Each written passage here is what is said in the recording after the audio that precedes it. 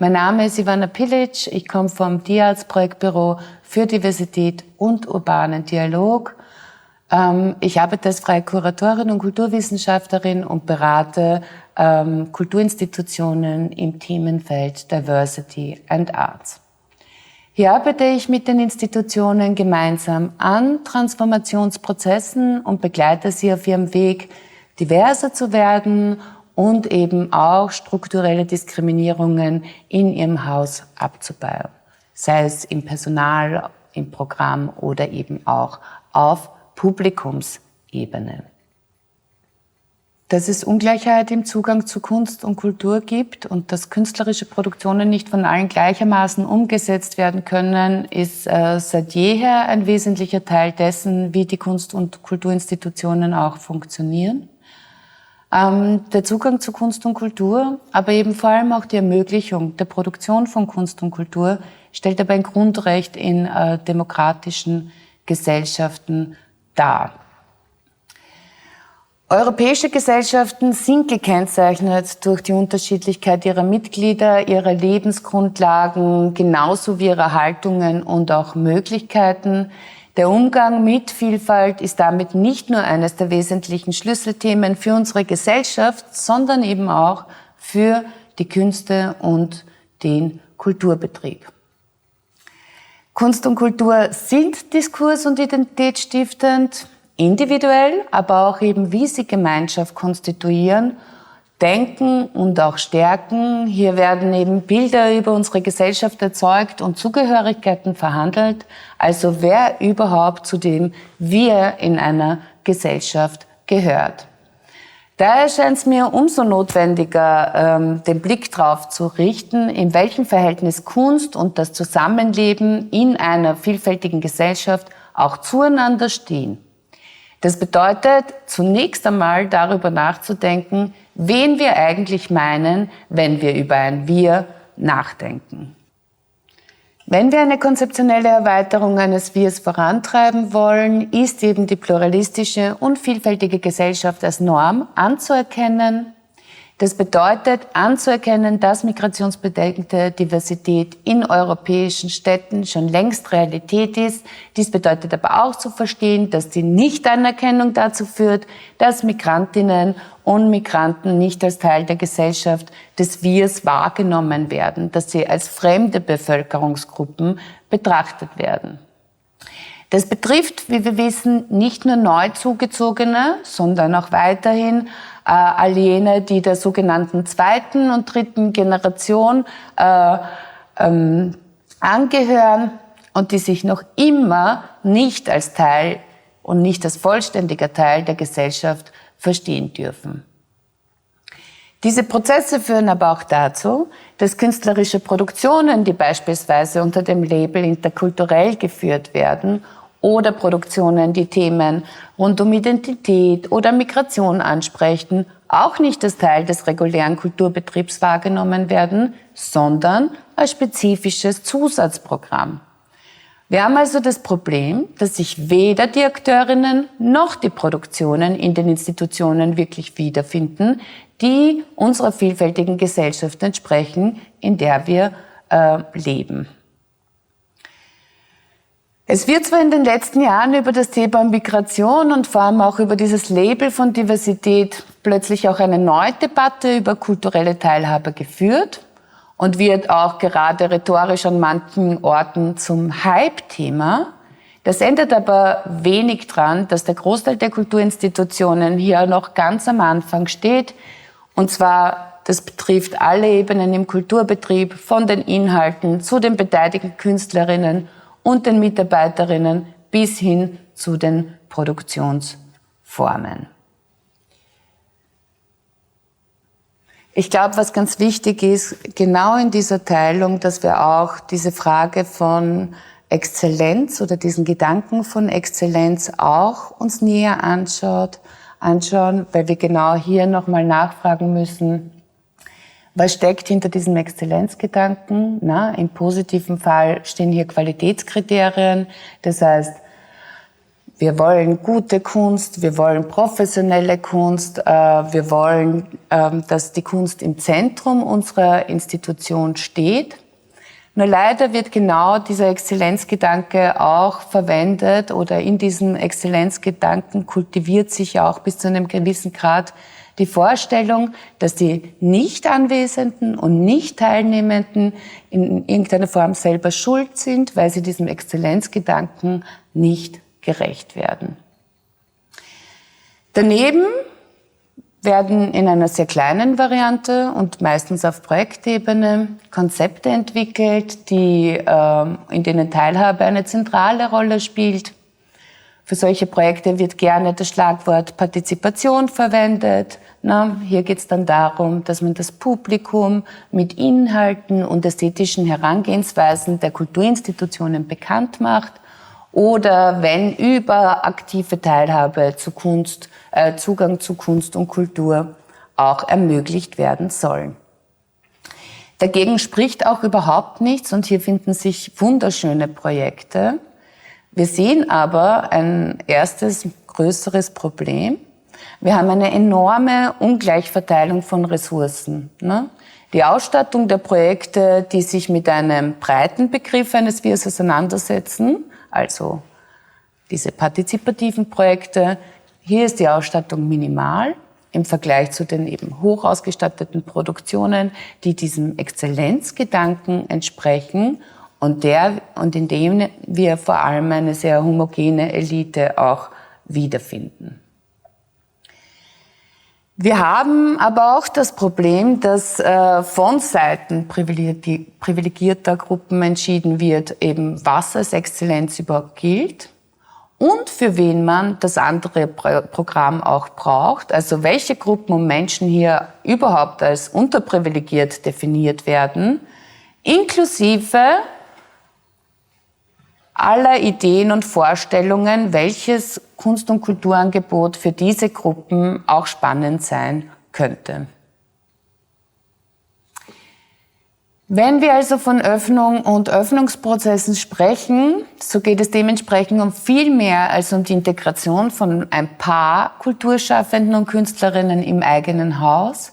Es geht viel grundsätzlicher darum, die eigenen Parameter zu hinterfragen und das starre Denken von wir versus die anderen, Exzellenz versus Teilhabe, innen versus außen, schöngeistig versus kulturfremd, aber auch auf Sprachen bezogen, die Wertung Französisch versus Bosnisch-Kroatisch, Serbisch oder zivilisiert und unzivilisiert, gebildet und ungebildet, mal systematisch zu hinterfragen und auch zu bearbeiten in der eigenen Institution. Es wird aber noch komplexer hier, wenn wir dieses vielschichtige Wir in einer Gesellschaft als Norm anerkennen wollen, müssen wir noch einmal genauer hinschauen, auch mit welchen Konzepten und Begrifflichkeiten wir arbeiten und wer in unserer Gesellschaft auch strukturell diskriminiert und ausgeblendet wird. Ich habe in meinem Intro von Menschen mit Migrationshintergründen gesprochen. Diese Kategorie hilft uns aber eigentlich nicht per se. Nicht alle Menschen, die einen Migrations haben, werden in der Schweiz strukturell diskriminiert. Deshalb hilft uns die Kategorie nicht per se und das möchte ich kurz erklären. Kolleginnen, die aus Österreich kommen und hier leben und arbeiten, haben genauso wie Deutsche einen Migrationshintergrund. Wenn wir aber über strukturelle Diskriminierung sprechen, werden diese Gruppen nicht sonderlich relevant werden, weil sie werden weder bei der Wohnungs- noch bei der Arbeitssuche diskriminiert. Wo ihnen Ressentiments entgegengebracht werden, zeigt sich im sogenannten Alltagsrassismus und in Diskriminierungen. Der ist individuell, auch sehr verletzend, hat aber selten strukturelle Folgen für das Individuum. Wenn ich dann beispielsweise Beratungen in Kulturinstitutionen mache, wird mir gern am Anfang erläutert, dass das Team ja vielfältig ist. Und wenn wir dann genauer hinschauen, sehen wir, dass die Mitarbeiterinnen aus Ländern kommen, die in einer allgemeinen Wertigkeit durchaus viel Anerkennung erfahren und auch in Sprachen, die gewünscht sind und auch im Exzellenzgedanken sozusagen Widerhall finden.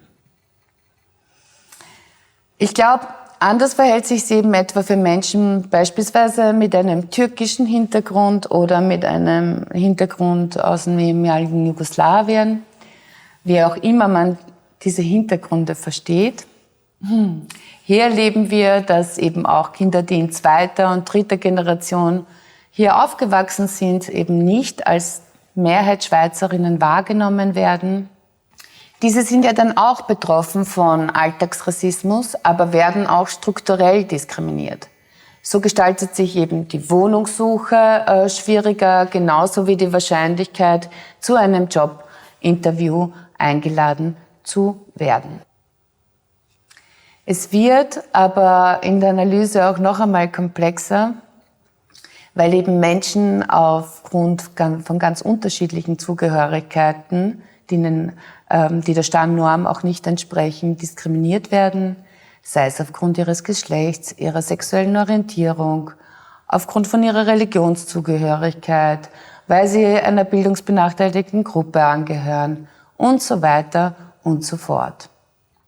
Der Fokus auf die unterschiedlichen Kategorien, die nicht nur nebeneinander stehen, sondern sich eben auch noch überlappen, ist wichtig, um Mehrfachdiskriminierungen auch zu sehen und auch benennen zu können. So stellen etwa Menschen, die bildungsbenachteiligt sind und gleichzeitig von Rassismus betroffen sind, im Kulturbetrieb beispielsweise eine besonders unterrepräsentierte Gruppe dar. Die Analyse ist aber auch wichtig, um zu einem wesentlichen Punkt zu kommen. Wir richten den Blick auf diese unterschiedlichen Ausschlussgründe, weil es eben nicht darum geht, eine spezifische Gruppe, die wir uns vorgenommen haben, in unser Haus zu integrieren, sondern vielmehr geht es uns darum, uns genauer anzuschauen, wo unsere Strukturen verhärtet sind, verkrustet und geschlossen bleiben und dadurch Diskriminierungen und Ausschlüsse praktiziert werden. Dabei leben wir in Migrationsgesellschaften. Aber was heißt denn das? Ne? Wir müssen auch eine Begriffsarbeit machen und der Begriff der Migrationsgesellschaft kommt von Paul Metzgeril und er ist hilfreich, weil er das Thema Migration auch viel weiter fasst als jetzt beispielsweise der Begriff der Einwanderung oder Zuwanderung, sondern globale Wanderungsphänomene in den Blick nimmt. Er hilft uns aber auch, auf Mehrfachzugehörigkeiten und transnationale Zwischenwelten in unserer Gesellschaft hinzuschauen. Das bedeutet beispielsweise, ich bin ja Teil einer österreichischen Gesellschaft, also in meinem spezifischen Fall, aber lebe ja auch in Zwischenwelten und habe Bezugspunkte zu Kroatien, aber auch zu Bosnien-Herzegowina. Dieses Augenmerk auf diesen Faktor ist für unsere Prozesse besonders wichtig, aber auch auf Strukturen und Prozesse, auf Strukturen und Prozesse alltäglicher Rassismen und Diskriminierungen noch einmal zu verweisen, weil sich die Frage von kultureller Differenz oder des Migrantinnen verschiebt sich hier weg von du bist die Migrantin hin zu einer Frage von Zugehörigkeiten und damit viel mehr auf unsere gesellschaftlichen Einteilungen. Das heißt, wenn wir über Zugehörigkeiten nachdenken und diese grundsätzlicher problematisieren, wird es dann plötzlich möglich, am Kern zu arbeiten und die Frage, wer wir sind, zur Disposition zu stellen. Und hier schaffen wir dann plötzlich auch Raum für die Frage, wer seine Vision von Wirklichkeit oder einfacher gesagt, wer einen natürlichen Platz hat in unserer Gesellschaft mit allen Rechten und Gestaltungsräumen und so weiter. Was können wir aber nun tun, damit Kulturinstitutionen und auch Projekte der Zukunft der Vielfalt der Bevölkerung auch gerecht werden? Ich glaube, zunächst lohnt es sich, mal überhaupt zuzuhören. Und ich möchte Sie einladen, das mit mir gemeinsam mit einer Performance von Sherry Avraham auch zu tun, die ich Ihnen sehr gerne zeigen möchte. You need to work in order to live. You need to work in order to live. You need to work in order to live. You need to work in order to live. You need to work in order to live. You need to work in order to live. You need to work in order to live. I have to work in order to live. I have to work in order to live. I have to work in order to live. I have to work in order to live. I have to work.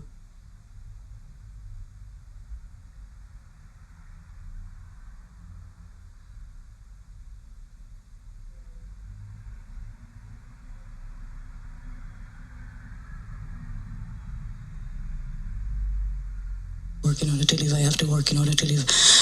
I have to work in order to live. I have to work in order to live. I have to work in order to live. I have to work in order to live.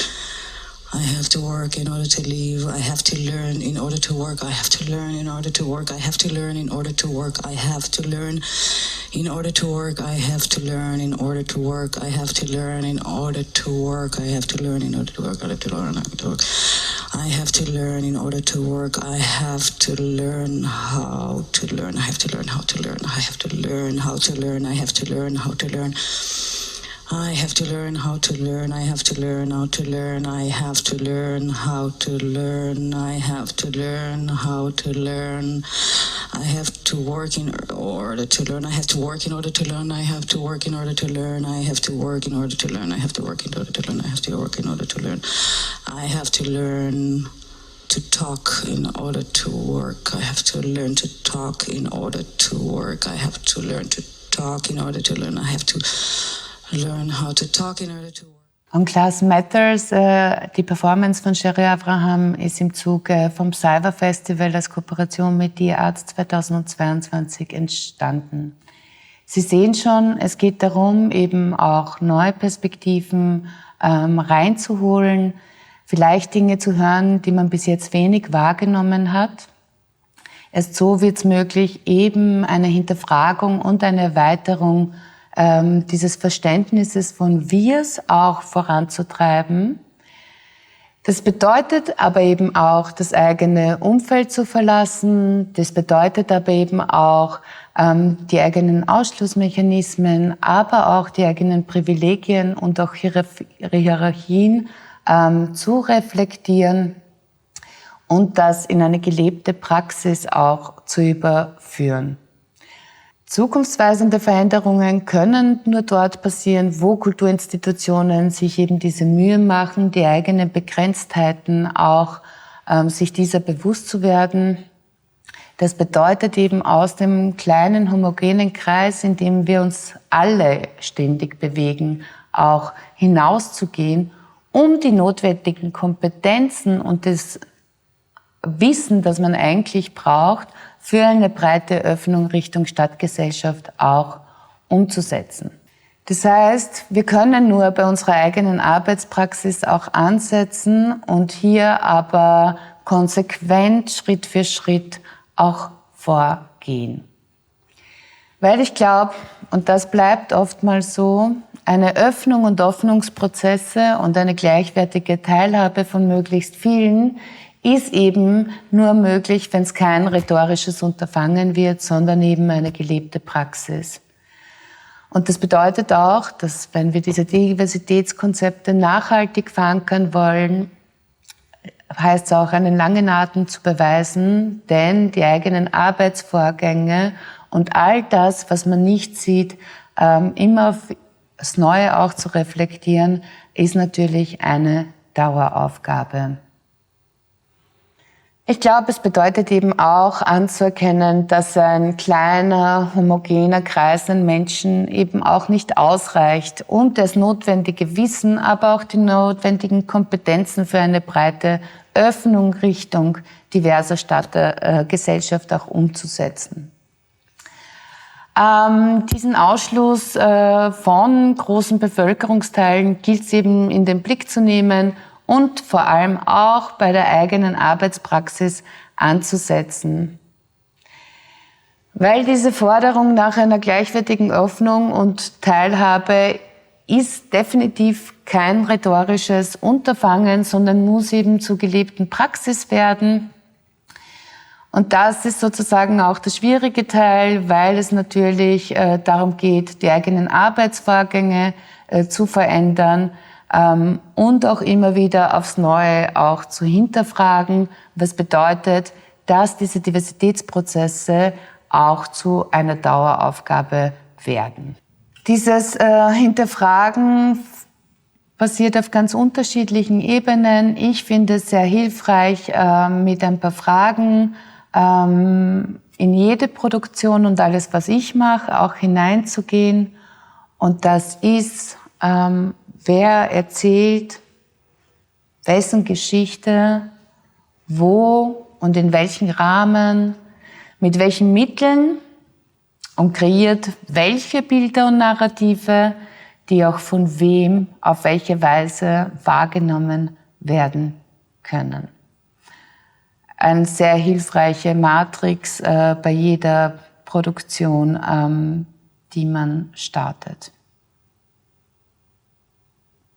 Ich habe schon gesagt, dass eben die Schlüsselfrage auch ist, wer erzählt. Ne? Das ist ein wesentlicher Baustein, um Ausschluss auch zu begegnen. Es ist einfach entscheidend, dass marginalisierte Akteurinnen und Künstlerinnen einbezogen werden, also Menschen, die selbst von Diskriminierung und Zugangsbarrieren betroffen sind und bisher eben nicht oder nur prekär anwesend waren. Damit schafft man es tatsächlich, anstatt über marginalisierte Positionen zu sprechen, auch einzelne Stimmen selbst zu Wort kommen zu lassen. Vielleicht ermöglicht es aber auch in der Begegnung, dass man sich besser mit den eigenen weißen Flecken und auch Vorurteilen beschäftigt und dass über diese Auseinandersetzung mit einem Gegenüber, mit dem man sonst vielleicht weniger zu sprechen hätte, auch hier neue Türen aufmacht. Sich mit den eigenen Begrenztheiten auseinanderzusetzen, ist natürlich nicht immer angenehm. Auch mit unterschiedlichen Gruppen zu arbeiten, funktioniert nicht immer nur harmonisch, sondern eben auch braucht viel Diskussion. Hier entsteht auch manchmal Reibung. Wer erzählt, heißt, sich aber eben mit allen auseinanderzusetzen, die im etablierten Kanon nicht wahrgenommen werden. Das heißt, wir können nur über diese Erfahrungen in neuer Zusammensetzung auch etwas Neues entstehen lassen. Ich finde das auch zum Beispiel total spannend. Also habe ich als Institution die Offenheit, darüber zu sprechen, welche unausgesprochenen Codes sind denn hier in meiner Institution vor? Was sind denn hier die Standards? Sind zum Beispiel die Formen, wie wir miteinander sprechen wollen im Team, verhandelbar oder eben auch nicht? Ich glaube, Sie sehen schon, dieses Wer zu bearbeiten ist wichtig und ich habe hier definitiv noch nicht alles erzählt. Was vielleicht noch wichtig ist aber zu sagen, dass es ohne diese Frage von wer arbeitet in meinem Team nicht möglich wird, einfach Transformationsprozesse auch nachhaltig in der Institution zu ermöglichen. Ich komme in meinem Vortrag noch zum Wie, also zu den programmatischen Fragestellungen, die ja das Kernstück unserer Arbeit sind und deshalb umso wichtiger, hier genauer hinzuschauen.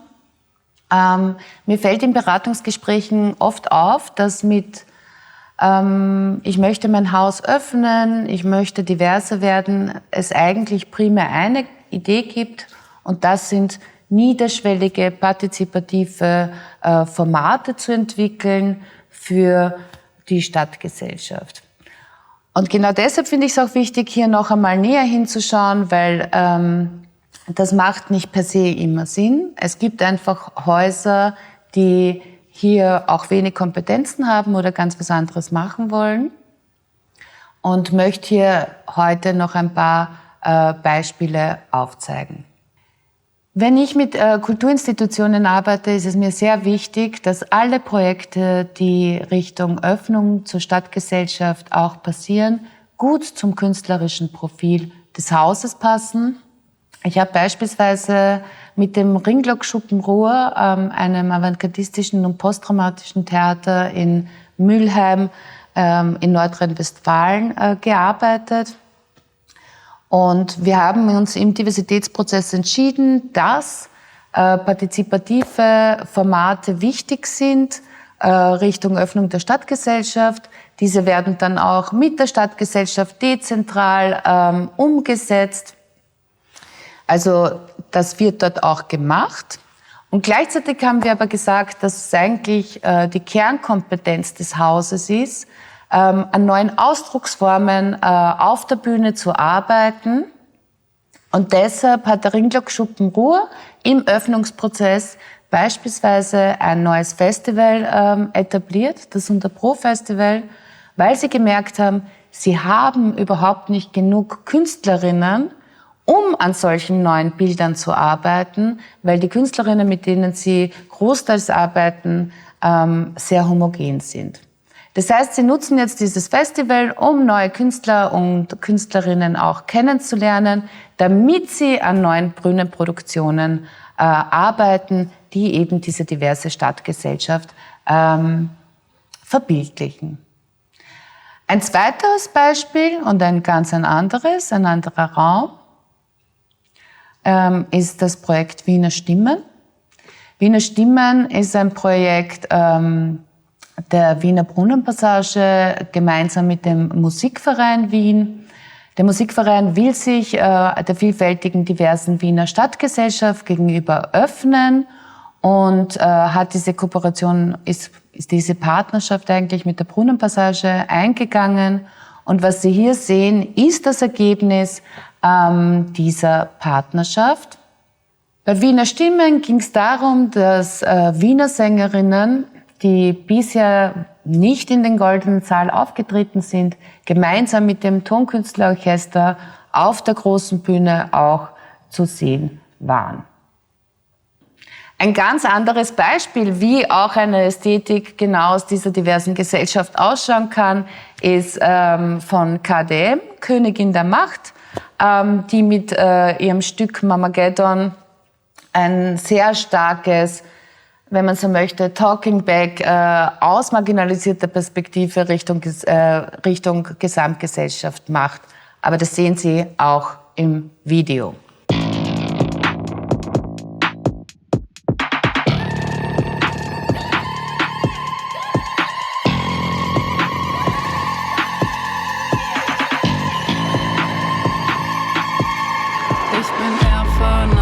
Vater aller Waffen, Mehrlader, 12,7 Millimeter. Ich bin der Partner, frisch aus den Steierwerken, overseas wie Seefahrer. Mach mir hier kein Theater, denn ich bleibe begabter. Made in Austria, man liebt mich im Iran. Bin so international, man bedient mich im Irak. Was für ein Shootingstar, Folge meiner Leuchtspur. Zersiebe die Ziele präzise, egal wo sie fliegen, ob 12 oder 9 Uhr. Im Krieg für den Frieden treff ich mit ner hohen Präzision. Made in Austria, ich bring euch diese Mozart-Dinger, Bro. Und bring euch unsere tolle Zivilisation. Es wird teuer, Bro, KDM am Thron. Wir verkaufen keine Waffen, die sind doch bloß geliehen. Es ist doch deren Schuld, warum sie flüchten und sie fliehen. Ja, der Name Age ist 50, die sind doch bloß geliehen. Ist mir doch scheißegal, ob sie Daesh in die Hände kriegen. Made in Austria, beliebt im Kalifat. Bin so radikal und hart, bauen einen femininen Staat, ey. Schau das Charisma, ich strahle wie ein Leuchtturm. Bin queer und besiege besetzte Gebiete und gleich einer göttlichen Zeugung. Bin top und galant, Kopfschussgarant, ab auf die Knie und Verbeugung. Egal ob du willst oder nicht, ich verbiete getrieben die männliche Ordnung. Egal ob du willst oder nicht, ich verbiete getrieben die männliche Ordnung. KDM am Thron.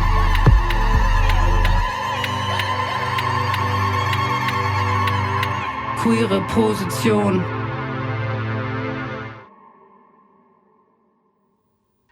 Mein letztes Beispiel, das ich Ihnen mitgebracht habe, kommt aus der Brunnenpassage. Ich war auch viele Jahre in diesem Kunstort in Wien tätig. Diese Institution hat es sich zum Ziel gesetzt, tatsächlich ein Ort für alle Wienerinnen und Wienerinnen zu sein, unabhängig von ihren Herkünften. Die Brunnenpassage arbeitet konzeptionell eben vor allem mit niederschwelligen Formaten. Hier schließt sich sozusagen der Kreis. Es gibt ganz unterschiedliche Formen, sich der diversen Stadtgesellschaft auch zu widmen. Die schließen einander nicht aus und es gibt hier auch kein Ranking. Wichtig ist nur, wir müssen nicht alle diesen gleichen Impuls folgen und alle das Gleiche machen, sondern wir gehen vom künstlerischen Profil des eigenen Hauses aus und finden von dort aus neue Wege, sich der diversen Stadtgesellschaft zu widmen. Ich habe auch einen Trailer von der Brunnenpassage mitgebracht. Ich glaube, dass man darüber einen sehr schönen Einblick auch in die Arbeit bekommt. Der Fokus der Brunnenpassage liegt auf partizipativen und niederschwelligen Formaten, um konzeptionell einen ersten Moment von Teilhabemöglichkeit im Kulturbetrieb zu gewährleisten. Das ist eben nur eine Form, wie man diskriminierungskritisch arbeiten kann. Es gibt aber eben viele verschiedene Möglichkeiten.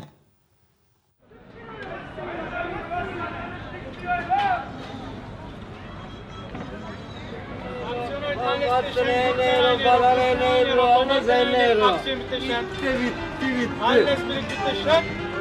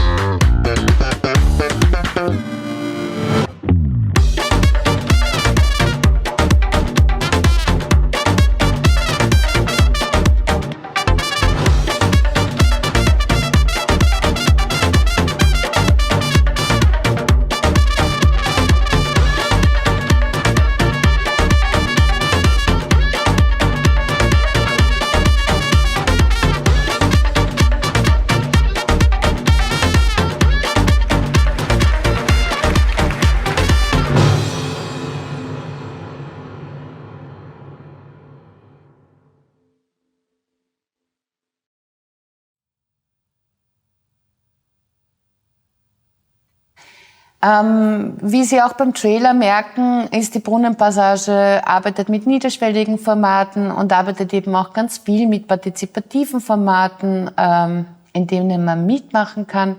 Die Brunnenpassage als Ort nimmt das sehr ernst und macht täglich eben diese Beziehungsarbeit auch vor Ort mit den Menschen. Das heißt, sie haucht diesen partizipatorischen Strategien auch wirklich eine Praxis ein. Ich glaube, das ist ganz wichtig, weil unter diesem Schlagwort der Partizipation, das sehr gerne verwendet wird, auf die Qualität dieser Partizipation eigentlich nicht näher beleuchtet wird. Und das möchte ich jetzt noch ganz kurz zum Schluss tun.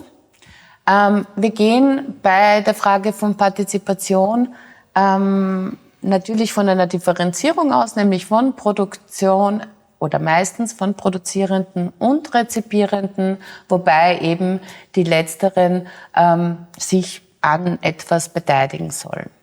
Und hier ist mir ganz wichtig, partizipative Strategien helfen uns dementsprechend nicht per se bei der Repräsentationsfrage. Sie helfen uns also nicht per se damit, wer überhaupt spricht und tut. Sie können aber uns helfen, über diese Anwesenheit dieser unterschiedlichen Menschen die Frage, wer wir sind, eben beispielsweise programmatisch zu bearbeiten.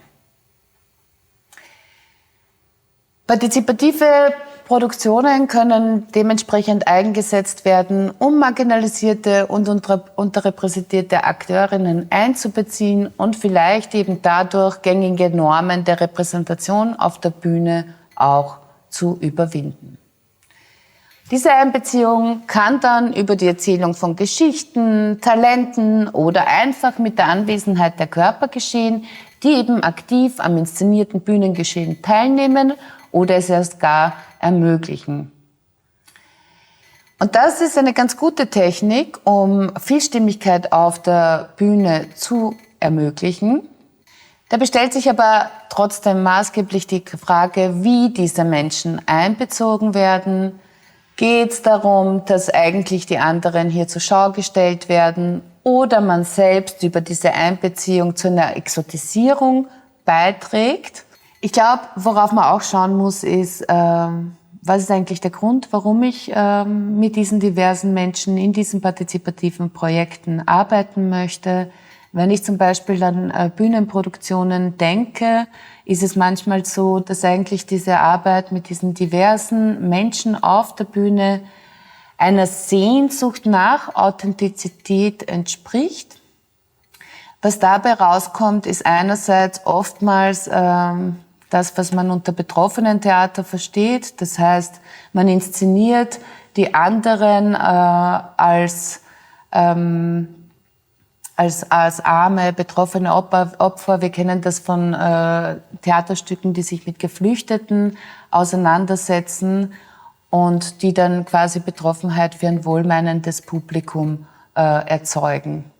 Hier durchbrechen wir aber tatsächlich eine Hierarchisierung nicht. Deshalb ist es sehr ratsam, mit dieser Frage von Authentizität auch nochmal sich näher zu befassen.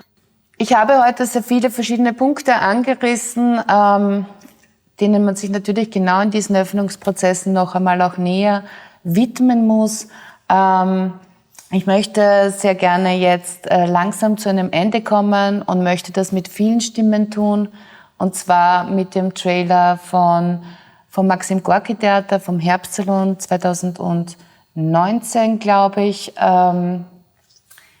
wie man nämlich programmatisch denken könnte.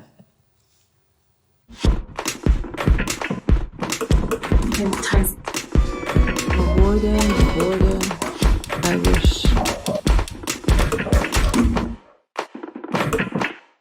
Dehymatize is definitely going to involve curves, circles, finding new language to tackle and break those rigid straight lines. Mix it up, mash it up, smash it up, and shake it around until new forms come. Learn a lot in different way from different system of knowledge. Breaking down the barriers, the norms, the social hierarchies based on identity dimensions, which prevent us from embracing difference and valuing diversity in our European societies for more justice and equality. It's about committing to practice, engage in discomfort, and about love. We have to keep sharing, listening, and watching to create a better collective story. I believe that this diverse multilingual voice can lift us all up. Our empathy, our solidarity, our struggle. We want to try to form some kind of new GPS, finding different alternatives rather than accepting what we are said to be born into. Wir müssen uns umviren, entviren, unviren. Deheimatized means for me that I finally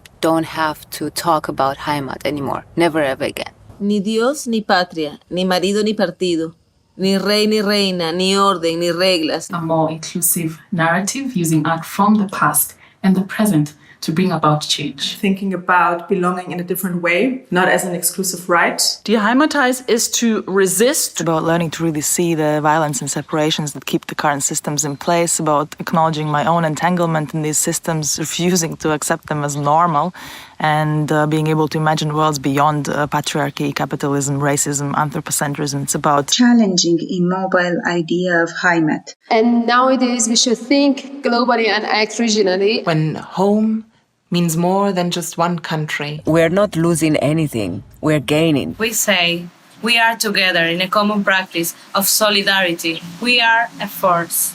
They cannot stop us. Deheimatize, cuarto Salón de Otoño en Berlín, del 26 de Oktober al 17 de November del 2019. Seit Dienstag fehlt auch vom Penis jede Spur.